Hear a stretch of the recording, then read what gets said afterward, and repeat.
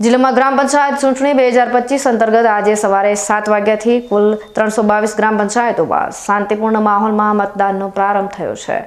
આ પૈકી 303 ગ્રામ પંચાયતો સામાન્ય ચૂંટણી માટે છે, જ્યારે 19 ગ્રામ પંચાયતોમાં પેટા ચૂંટણીનું આયોજન કરવામાં આવ્યું છે।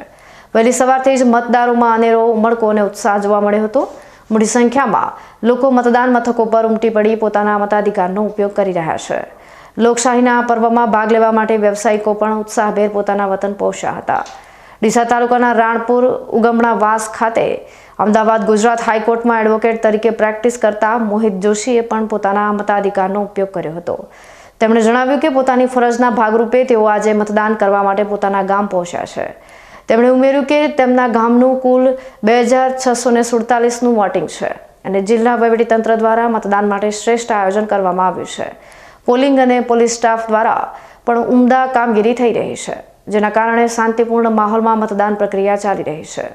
અને આજે મારા વતન મારા ગામમાં રાણપુર ઉગમણાવાસ ખાતે ગ્રામ પંચાયતના સરપંચશ્રીની સામાન્ય ચૂંટણી હતી, જેમાં અમારું ગામનું ટોટલ 2647નું વોટિંગ છે અને સરકારશ્રીની તંત્ર દ્વારા ખૂબ જ સરસ એવી સેવા કાર્ય દ્વારા એકદમ સ્મૂધલી વોટિંગ થઈ રહ્યું છે। સરસ તંત્રનો સ્ટાફનો ખૂબ જ સહાય છે અને પોલીસ વિભાગની પણ ખૂબ જ ઉમદા કામગીરી અહીંયા આગળ કરવામાં આવી રહી છે। અને આ ગામ પંચાયતની ચૂંટણી થકી જે પણ અમારા નવા સરપંચ ચૂંટાઈને આવે તે સરકારશ્રીની ગ્રાન્ટ તેમજ અન્ય સહાયો થકી ગામના આમ નાગરિકનો ખૂબ જ સહાય મળે અને એમનો વિકાસલક્ષી ગામનો પણ વિકાસ થાય અને તેમને મદદ મળે તેવી અમે સરકારશ્રી તરફથી આશા રાખી રહ્યા છીએ અને ગ્રામ પંચાયતની ચૂંટણી એકદમ સરસ રીતે થઈ રહી છે।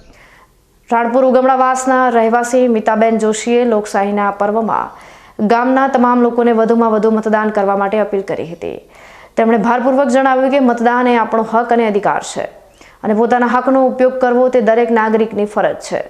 આ ચૂંટણીમાં ગ્રામીણ સ્તરે વિકાસ અને સ્થાનિક નેતૃત્વની પસંદગી માટે લોકોમાં ભારે ઉત્સાહ જોવા મળી રહ્યો છે।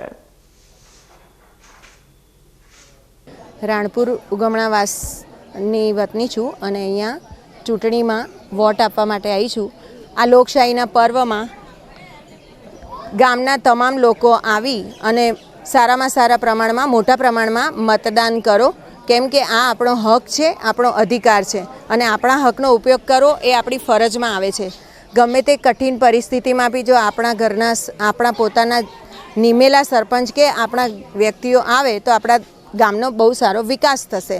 એટલે હું બધાને અપીલ કરું છું, દરેક સ્ત્રી અને પુરુષોને કે આવી અને વોટ આપો અને આપણા મતદાનના લાભનો ઉપયોગ કરો।